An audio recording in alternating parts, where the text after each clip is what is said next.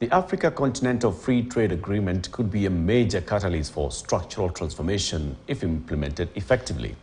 In an ongoing conference in Nairobi hosted by the Economic Commission for Africa and regional partners is seeking to identify new opportunities and priority areas for targeted intervention, which will in turn enable member countries to expedite inclusive and effective AfCFTA implementation modalities across the continent.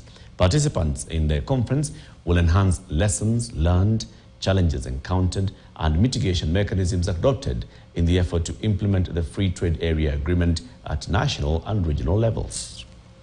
We have been saying, and with good reasons, that the AfCFTA is a game changer for Africa. The AfCFTA holds the promise for our continent to overcome the colonial legacy of small and fragmented markets and replace them with a single market of over 1.4 billion people with a collective GDP close to $3 trillion United States dollars.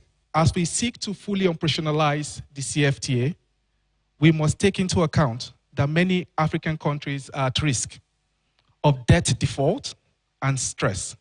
Inflation is also rising across the continent with implications for cost of doing business and cost of living. On the political side, and I know some of the countries are here or border countries that have witnessed in recent times unconstitutional changes of government, especially in West and Central Africa.